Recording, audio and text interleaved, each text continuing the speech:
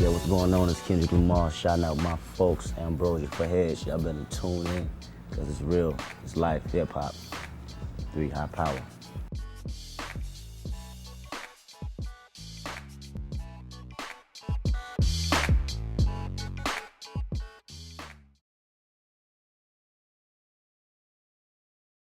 Um, Introduced me to hip hop. I think it just had to be my parents, man. You know, I always say a part of my show, I was raised on oldies and gangster music. And my parents was the parents that loved the party, man. And that's all I would hear, man, is oldies and gangster music. Dre and Snoop, Al Green, Isley Brothers, Marvin Gaye, Luther Vandross, Tupac, Mac 10, Dub C, Ice Cube, West Side Connection, back and forth, back and forth. And, you know, that was just me as a kid running around, man, and listening to them tunes and falling in love with it, you know. And I appreciate my parents for that, because it gives me the balance in the music, when I'm creating, that I need to be, take my artistry to the next level.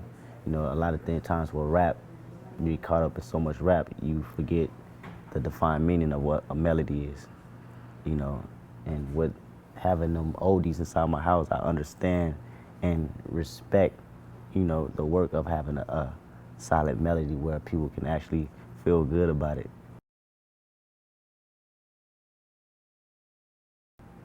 DMX is dark and hell is hot.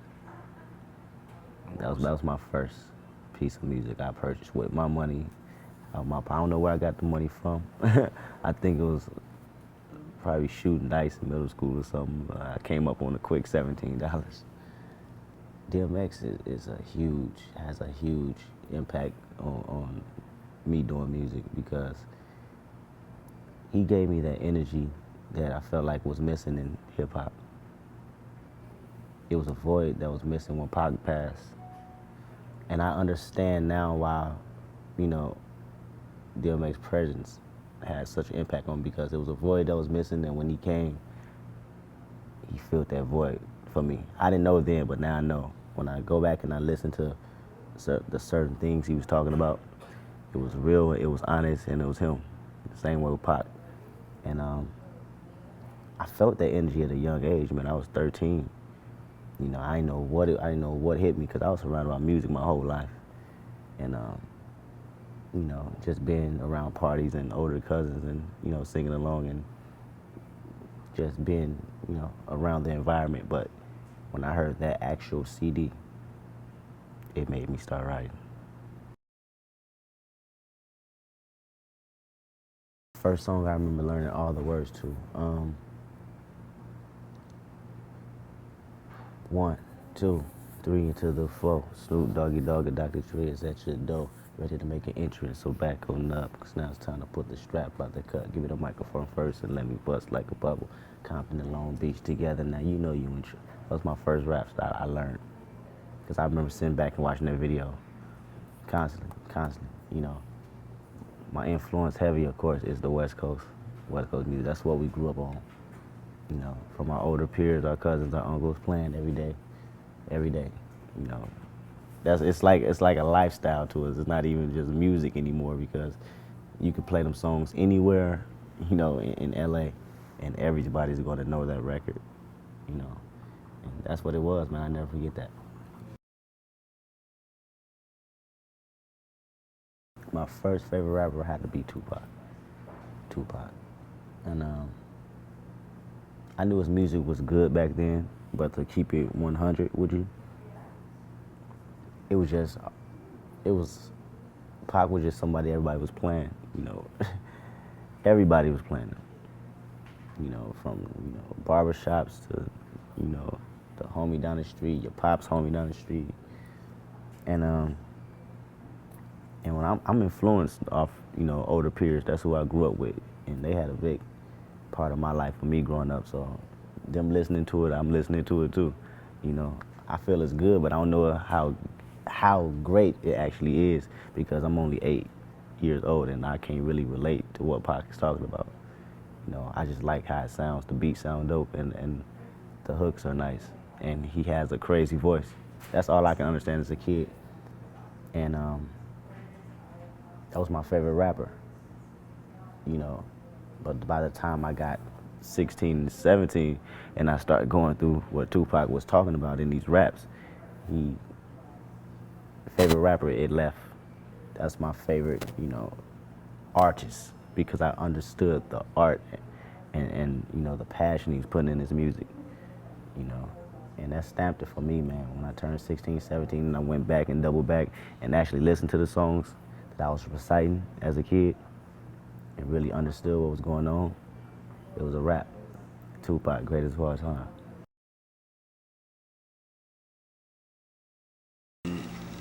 It's crazy because I'm understanding that now. I didn't understand. It's just weird how things come back full circle, man. I'm understanding now why I gravitated to them two so much more. I didn't know, the conflict side.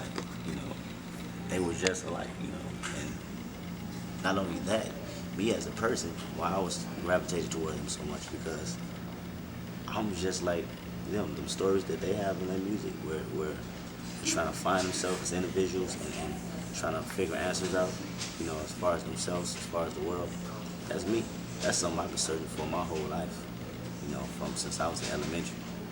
I'm a grown man now and still finding myself. A lot of people think you get to a point in your life where you got it all figured out. No, you'll never have it all figured out. I don't have it all figured out. A lot of people think I have it all figured out. You won't have nothing figured out until the day you pass away and you're gone. That day, that's when you know what the meaning of life is. And I think Tupac lived that way. And you can see the cries of DMX right now. And I just pray that I never put myself, the energy around me, never put myself in the circumstances that they overcame or even going through right now, as far as DMX and Tupac, rest in peace. And that's what it is, man. It's just a life cycle. And these artists, I feel like them two particular artists represent just being a human being. Having the ills and the positives of just going through life in general.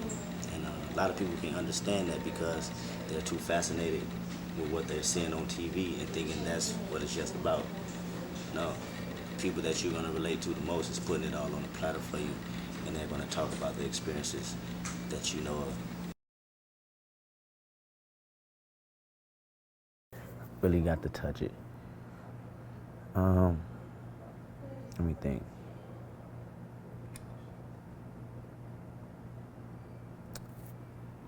I have to say my first show.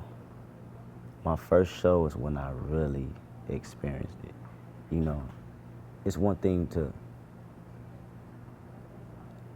to be a rapper.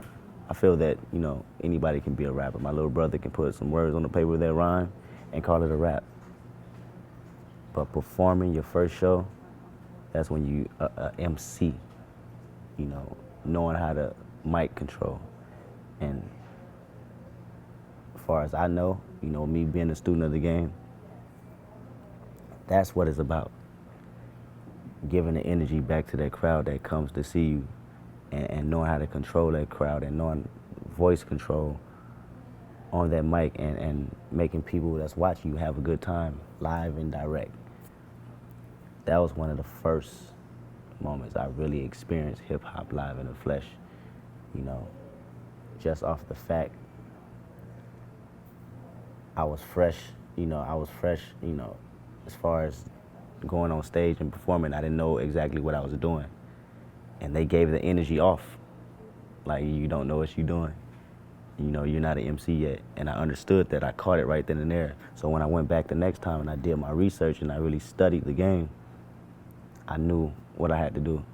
But the trial and error was when I really understood that this is not, nothing to be reckoned with. This is a real art. This is hip hop.